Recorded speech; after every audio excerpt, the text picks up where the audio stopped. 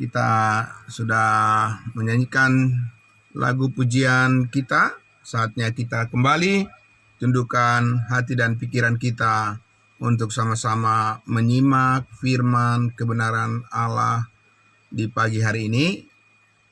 Mari kita berdoa. Kami memuji dan menyembah-Mu di dalam roh dan kebenaran yang telah melimpahi kehidupan kami dan membangkitkan terus semangat kami ya Tuhan untuk selalu bersyukur dalam segala hal yang telah Tuhan berikan bagi kami. Pertama-tama Engkau telah memberikan mengaruniakan kepada kami keselamatan hidup yang kekal, sumber sukacita yang terbesar dalam hidup kami. Dan pagi hari ini Tuhan kami kembali lagi menyambut firman kebenaran-Mu yang menjadi kebenaran kami untuk senantiasa berdiri tegak di hadapan Tuhan untuk melakukan apa yang berkenan kepadamu adalah pekerjaan Allah di dalam kehidupan kami. Karena itu kami sambut firman-Mu dengan penuh sukacita. Diberkati semua saudara-saudara kami yang sudah berkenan hadir pada pagi hari ini dengan keberanian yang teguh, semuanya membangkitkan semangat kami bersama-sama di dalam persekutuan kami. Terima kasih Bapa, kami bersyukur dalam nama Tuhan Yesus kami berdoa. Amin. Puji Tuhan. Baik, saudara-saudaraku yang terkasih dalam Kristus Yesus, kita masih akan terus mempelajari dengan baik, lebih lengkap lagi saudara-saudaraku tentang peta yang baru dari kehidupan kita. Jadi saya menggunakan istilah peta pada pagi hari ini, saudaraku, atau maps ya. Ini saya ambil dari apa yang saya dengarkan dari saudara kita, pemaparan dari saudara seiman kita, yaitu Pastor Ben Anderson yang dari Amerika ya. Hari Minggu kemarin beliau menyampaikan, saudara, di sebuah ibadah Zoom meeting dari Manado. Beliau kebetulan ada di sana, menyampaikan tentang kehidupan yang baru, kehidupan yang memuliakan Tuhan berdasarkan Efesus pasal 2 ini. Saudara-saudaraku, beliau memberikan menyajikan topik pemaparannya tentang saya ambil ilustrasinya membandingkan maps yang baru, maps yang lama dengan maps yang baru. Jadi saudara-saudaraku, kita ketahui bahwa setiap jengkal dari bahkan mungkin seluruh wilayah atau daerah di muka bumi ini semuanya sudah ada petanya ya. Namun ketika Pastor Ben bercerita, beliau pelayanan di negara Kenya, ketika beliau menempuh perjalanan ke suatu daerah, beliau menggunakan maps ya, karena beliau adalah seorang misionaris ya, ke berbagai daerah, ke Filipina, ke Indonesia dan berbagai negara di dunia. Nah, Bapak Ibu Saudara, beliau menjelaskan bahwa ketika beliau menggunakan satu maps menuju ke suatu daerah, peta ke suatu daerah ya, ternyata malah nyasar gitu ya. Peta yang beliau miliki ketika beliau sampai di daerah malah bukan tujuan yang beliau maksud ya, tetapi tempat yang berbeda. Nah, ketika beliau menyampaikan hal itu kepada tim di Kenya, ya ada jemaat kudusnya Tuhan yang dilayani oleh beliau di sana juga. Lalu orang di daerah sana bilang bahwa ternyata Pastor Ben menggunakan maps yang lama. Jadi sudah tidak ada lagi jembatan di daerah itu yang biasa dulu ditempuh melalui jembatan itu untuk sampai ke daerah yang dituju, ternyata itu sudah tidak ada. Nah, Bapak Ibu Saudaraku, kira-kira seperti itu simpelnya beliau menyampaikan gambaran dari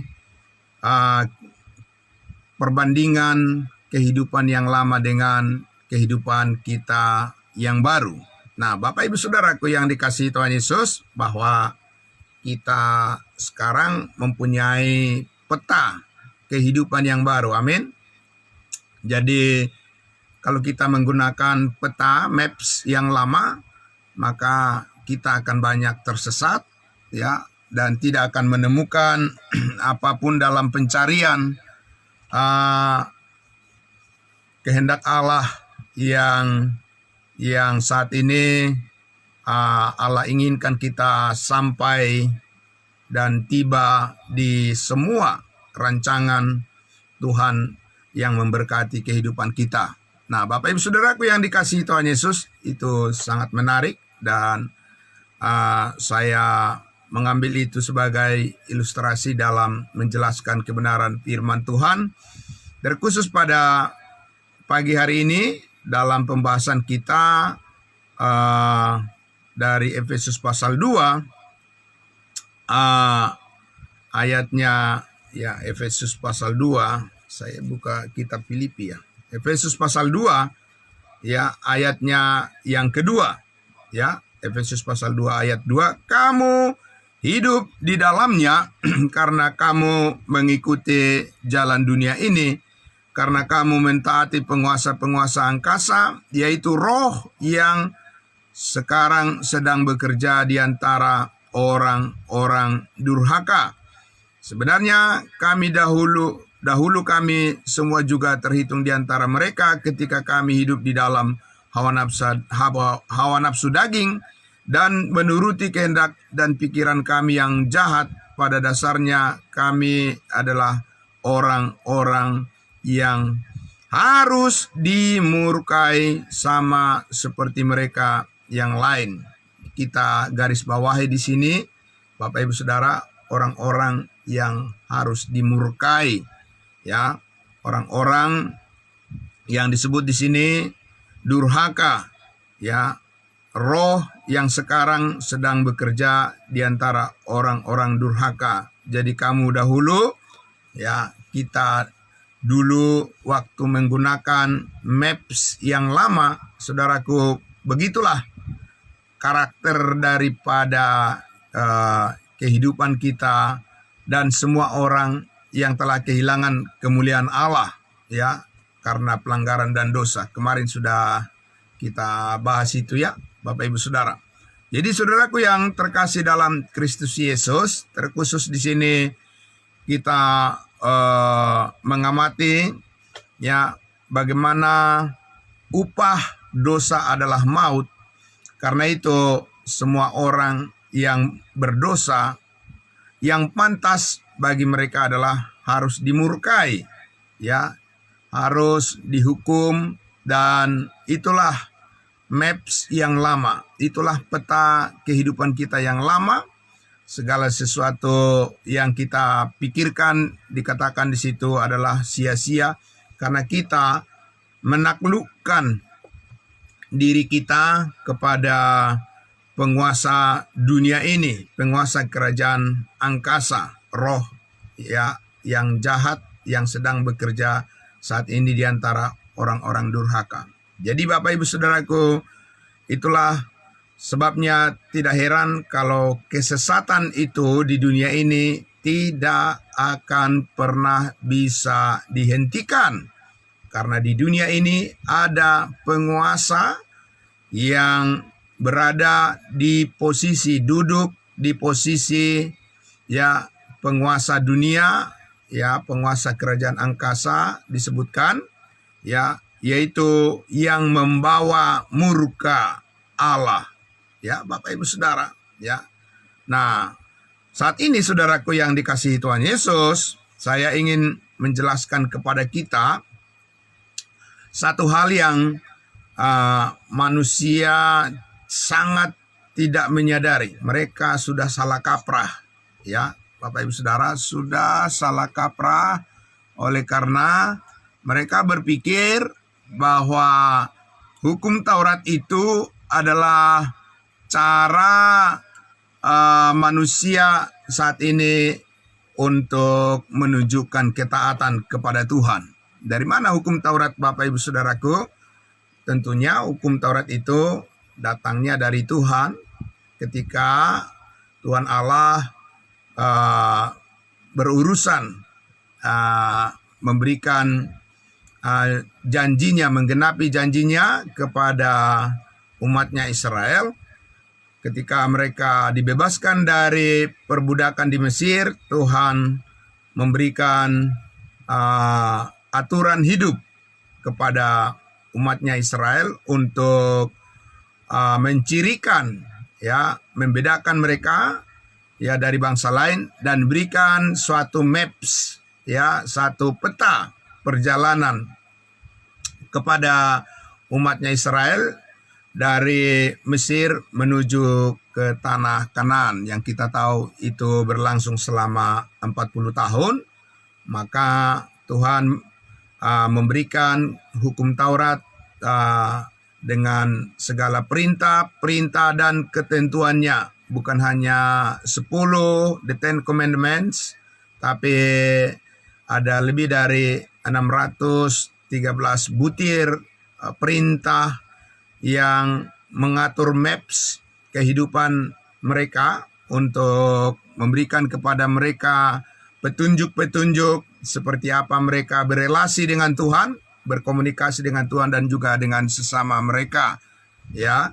Dan perintah hukum Taurat itu, saudaraku, adalah merupakan ciri khas tersendiri ya bagi umat Israel untuk membedakan mereka sebagai umat Tuhan dari bangsa-bangsa kafir. Nah, Bapak Ibu Saudaraku yang dikasihi Tuhan Yesus, lalu bagaimana sekarang ya posisi daripada hukum Taurat itu, saudara-saudaraku, ya saat ini dikatakan, mari kita lihat dulu saudara-saudaraku di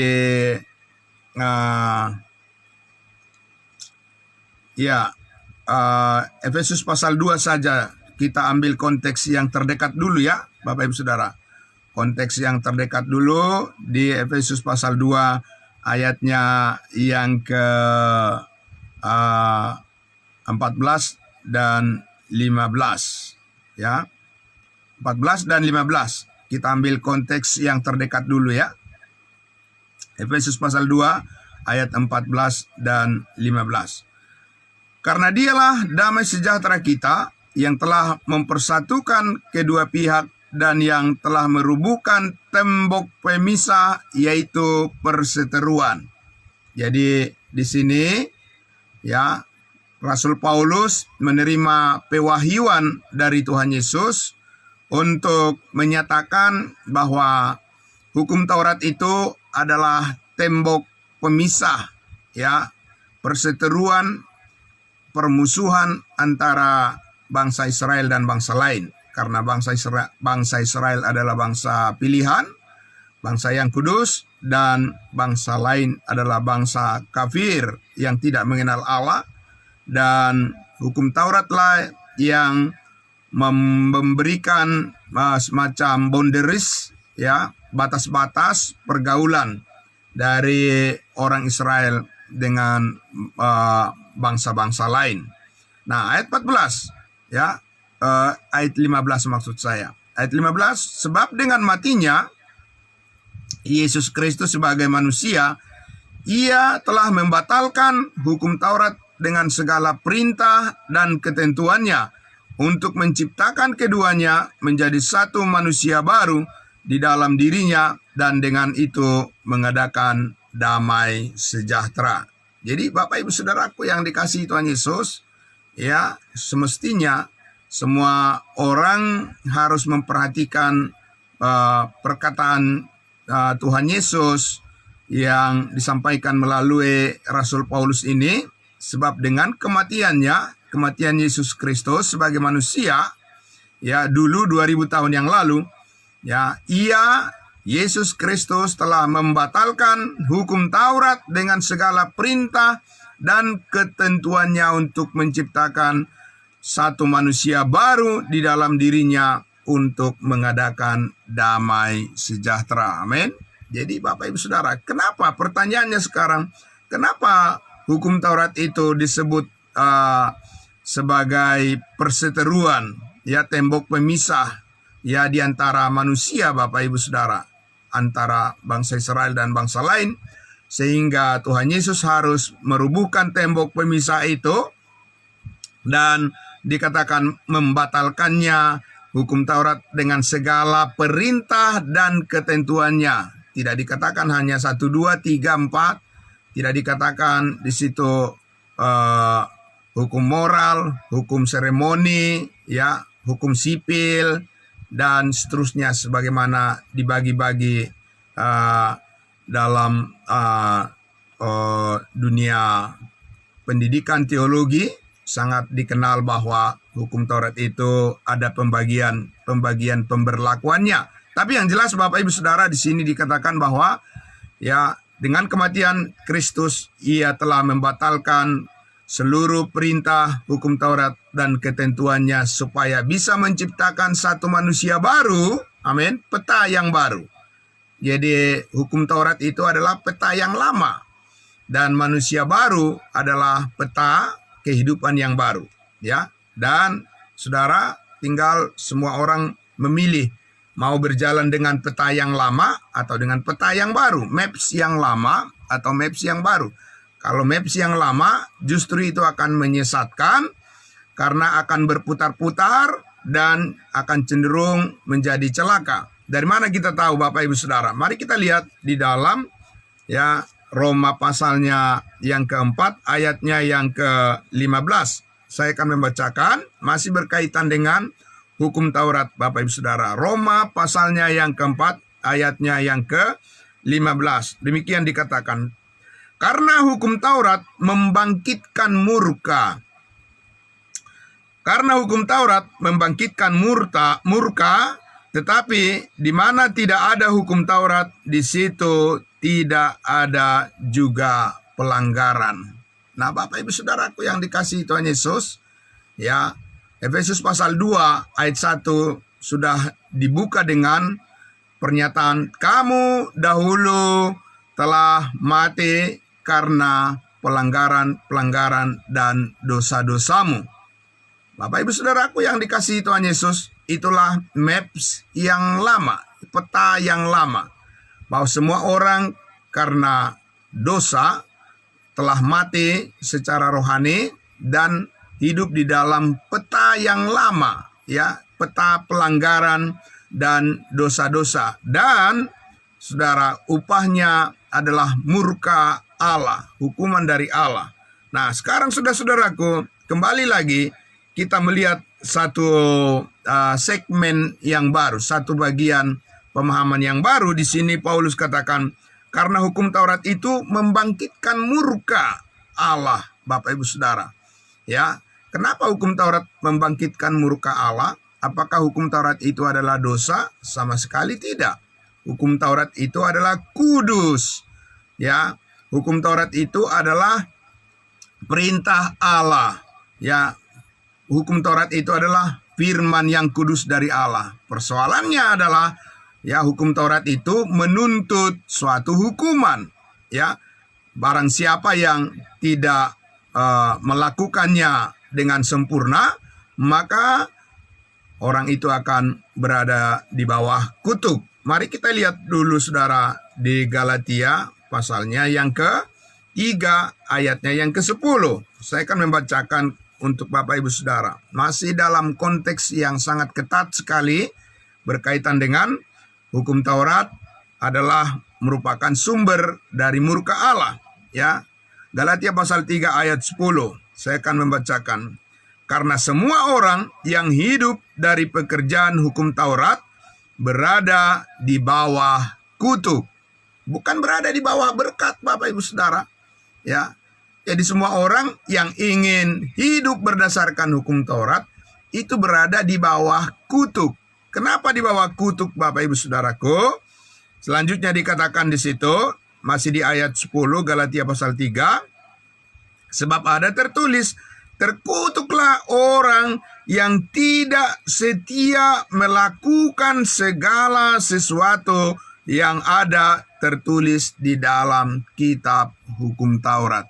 Jadi melakukan hukum Taurat itu, Bapak Ibu Saudaraku, supaya diberkati oleh Tuhan harus sempurna, tidak boleh salah, ya, karena setiap kesalahan akan dihitung sebagai akibatnya adalah hukuman murka Allah yang akan diterima oleh setiap orang yang tidak mampu setia sampai sempurna dan tidak pernah salah. Adakah manusia, Bapak Ibu Saudara, yang mampu melakukan hukum Taurat? Tidak ada manusia yang sanggup melakukan hukum Taurat. Hanya manusia Yesus Kristus yang sanggup melakukannya. Dan itulah sebabnya dia turun ke dunia ini dan dia naik ke atas kayu salib untuk menggenapi tuntutan seluruh hukum Taurat. Supaya di dalam Yesus setiap orang yang percaya dibenarkan dan dibebaskan, dimerdekakan dari segala dosa. Amin. Dan menemukan jalan kehidupan yang baru, peta, ya, maps yang baru. Bapak Ibu Saudara, kehidupan yang baru hanya ditemukan di dalam kasih karunia Yesus Kristus Tuhan kita. Dan saudara dan saya sudah berada di dalam perjalanan maps yang baru. Kita sekarang dituntun oleh GPS, ya, sebagai sistem penuntun dari udara yang mengarahkan kehidupan kita kepada setiap tujuan-tujuan yang telah Allah tetapkan untuk kita singgahi di dalam perjalanan, ya, kehidupan rohani kita, Bapak Ibu Saudara. Nah, saudaraku yang dikasihi Tuhan Yesus, saya ingin menambahkan lagi satu bagian ayat firman Tuhan yang meneguhkan bahwa adalah kekeliruan yang sangat besar kalau manusia saat ini menganggap bahwa dengan melakukan hukum Taurat, dia akan menjadi lebih baik di hadapan Tuhan. Tidak ada itu, Bapak Ibu Saudara. Itu sudah merupakan salah kaprah dan itu adalah anggapan yang keliru. Karena tadi Rasul Paulus sudah mengatakan, hukum Taurat saat ini justru membangkitkan, ya, menimbulkan murka Allah. Karena itu artinya orang yang ingin melakukan kehendak Allah tapi menggunakan peta yang lama. Dan itu akan cenderung menjadi sesat, tidak akan sampai pada tujuan. Karena Yesus sudah bilang, akulah jalan, kebenaran, dan hidup. Dan tidak akan ada sampai kepada Bapa di surga kalau tidak melalui Yesus Kristus. Tidak melalui hukum Taurat. Karena hukum Taurat sudah selesai digenapi oleh Tuhan Yesus. Bahkan tadi Paulus katakan di Efesus pasal 2, sebab dengan matinya Yesus Kristus, ia telah membatalkan seluruh hukum Taurat dan perintah-perintahnya dengan menggantikannya. Jadi Tuhan bukan membiarkan begitu saja, Bapak Ibu Saudara, tanpa ada pergantian, tanpa ada memposisikan penempatan hidup kita di dalam Kristus adalah bukan dengan cara hukum Taurat lagi, Bapak Ibu Saudara. Itu orang Israel itu, ya. Orang Israel yang harus patuh kepada perintah-perintah hukum Taurat, karena itulah bagian yang mereka yang tentukan oleh Tuhan bagi mereka. Itulah peta kehidupan mereka, ya. Saudara-saudaraku yang dikasihi Tuhan Yesus, mari kita lihat di dalam Yakobus pasal 2 untuk menjawab pertanyaan tadi. Mengapa saudara-saudara dengan memakai hukum Taurat saat ini adalah peta yang salah, ya, saudaraku, untuk mencapai kehendak Tuhan? Mengapa hukum Taurat tidak akan bisa berhasil, ya, manusia sampai kepada kehendak Tuhan? Ya, oleh karena di Yakobus pasal 2 ayatnya yang ke-10 dikatakan demikian, ya. Yakobus pasal 2 ayatnya yang ke-10. Sebab barang siapa menuruti seluruh hukum itu, ya, hukum Taurat di sini maksudnya Bapak Ibu Saudara, bukan hanya 10 perintah, tapi seluruh ketentuannya yang kurang lebih dari 613 butir, ya, perintah-perintah hukum Taurat itu. Sebab barang siapa menurutinya seluruhnya, tetapi mengabaikan satu bagian daripadanya, ya, dari 613 itu satu saja diabaikan, ya, dilanggar, maka ia bersalah terhadap seluruhnya. Jadi satu salah semua, Bapak Ibu Saudara. Jadi mana mungkin lagi orang saat ini diberkati oleh Tuhan karena dia merasa bahwa dia sudah melakukan hukum Taurat. Itu keliru, Bapak Ibu Saudara. Membangkitkan murka Allah. Karena itu adalah penyangkalan terhadap fakta kenyataan yang baru bahwa kita sekarang berkenan kepada Allah, hidup menurut jalan peta maps yang baru. Di dalam Yesus Kristus kita dibenarkan hanya melalui iman. Dan secara cuma-cuma kita telah dibenarkan karena penebusan di dalam Yesus Kristus telah menjadikan hidup kita benar-benar baru. Amin. Dan itu bukan hasil usaha kita, bukan hasil dari kepintaran atau kemampuan kita untuk berbuat sesuatu. Tidak. Itu sungguh-sungguh adalah hasil pekerjaan, ya, perbuatan Yesus Kristus di atas kayu salib yang telah membayar lunas segala dosa dan kesalahan dan pelanggaran kita. Dan di sana Yesus berkata, sudah selesai, amin. Supaya kita bisa menjalani kehidupan dengan maps yang baru, peta yang baru, Bapak Ibu Saudara. Dengan GPS, sistem navigasi, pembimbing dari kehidupan kita yang baru saat ini adalah kita hidup karena kasih karunia Allah. Amin. Kembali kita akan lihat sedikit lagi Bapak Ibu Saudara, ya, di Roma pasalnya yang ke-6 ayatnya yang ke-14. Ini sangat menarik dan sangat luar biasa Bapak Ibu Saudara. Ya, kita lihat di Roma pasalnya yang ke-6 ayatnya yang ke-14.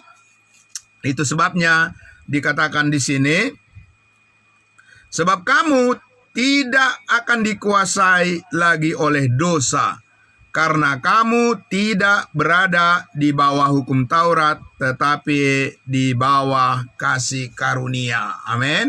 Bapak Ibu Saudaraku yang sangat luar biasa, di sini, ya, kita hidup di bawah kasih karunia Allah, di bawah sebuah sistem pembimbing, ya, navigasi, ya, maps yang baru, peta kehidupan yang baru, di mana kita akan mengadakan perjalanan kehidupan kita bersama dengan Kristus Yesus Tuhan kita, yang akan memimpin hidup kita oleh pimpinan daripada Roh Kudus kepada setiap kehendaknya yang benar-benar berkenan kepada Tuhan. Amin.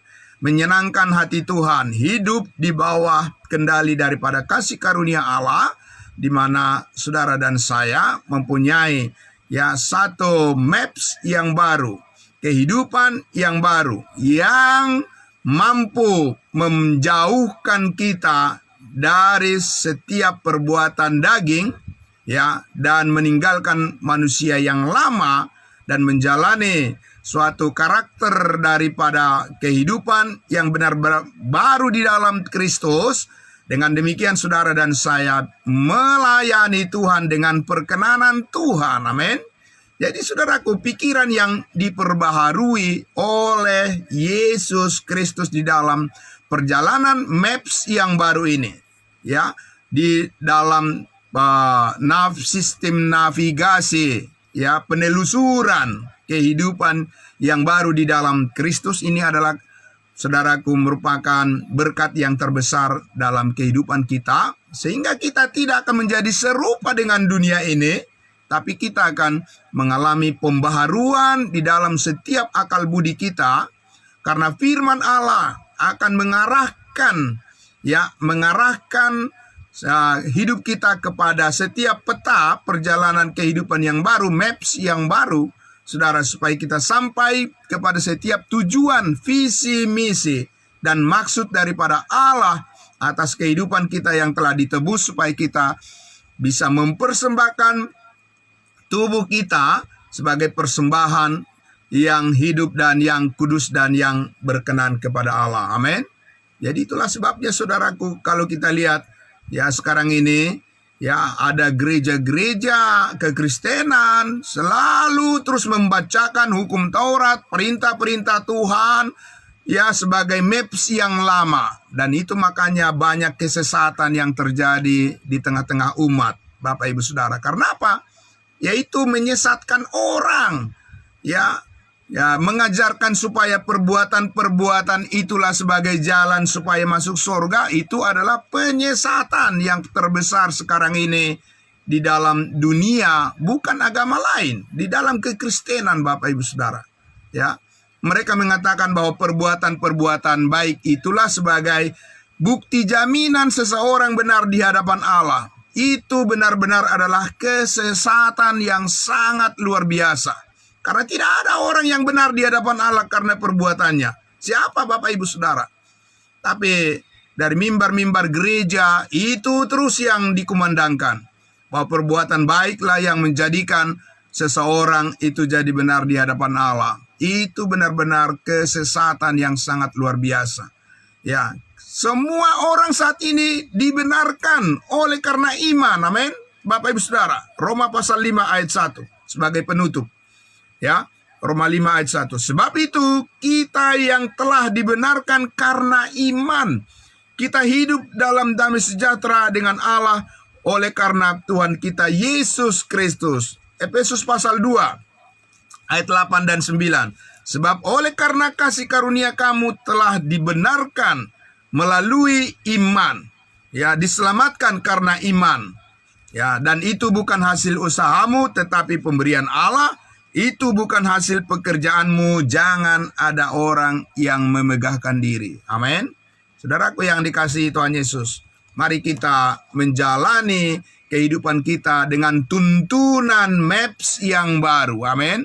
Tuntunan peta kehidupan yang baru, saudara-saudaraku. Ya, puji Tuhan. Saudaraku yang dikasihi Tuhan Yesus, karena itu mari tetaplah bersemangat menjalani kehendak Tuhan dan bekerja, ya, saudaraku, dengan semangat dan ucapan syukur hati yang bersyukur kepada Tuhan.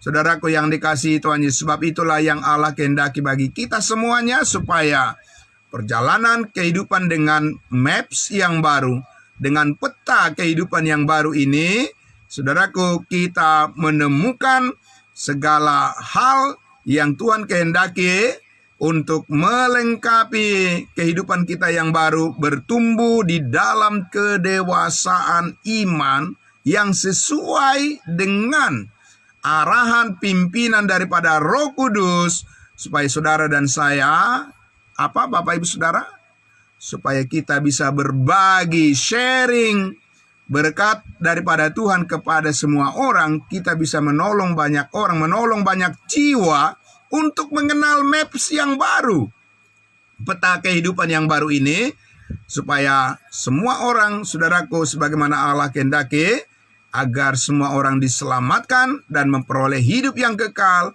dan datang kepada pengetahuan akan kebenaran itu. Amin. Saudara dan sayalah yang harus memulai hal itu. Setiap orang yang telah dimeteraikan dengan Roh Kudus mendapatkan kesempatan untuk menelusuri kehidupan yang baru seluas-luasnya di dalam Kristus Yesus kita, dengan segala damai, sejahtera, dan sukacita yang kasih karunia yang selalu mencukupkan kita. Amin. Mari kita berdoa. Bapa dalam surga, terima kasih.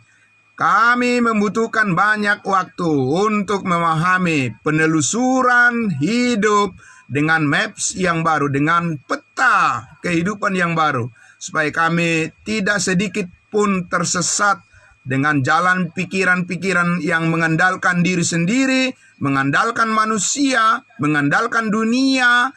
Biarlah Engkau yang menerangi setiap hati orang percayamu, supaya tidak lagi salah satu pun di antara kami tidak ada lagi yang berusaha untuk membenarkan diri sendiri.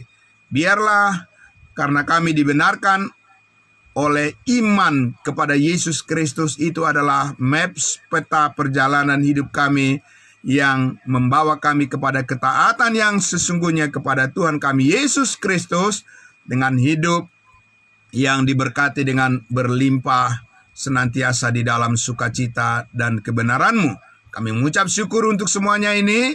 Kami serahkan hari yang Tuhan berikan bagi kami semua untuk memuliakan-Mu di dalam setiap perkataan-perkataan, setiap perbuatan kami, pemikiran dan langkah-langkah apapun yang kami kerjakan. Kami lakukan sungguh-sungguh seperti untuk Tuhan dan bukan karena ingin mencari pujian dari manusia. Biarlah nama-Mu dipermuliakan kekal selama-lamanya. Di dalam nama Tuhan Yesus kami berdoa dan sudah bersyukur. Haleluya. Amin. Puji Tuhan. Selamat pagi saudaraku semuanya. Salam sehat, selamat beraktivitas. Tuhan Yesus memberkati. Salam semuanya. Salam kudus buat kita.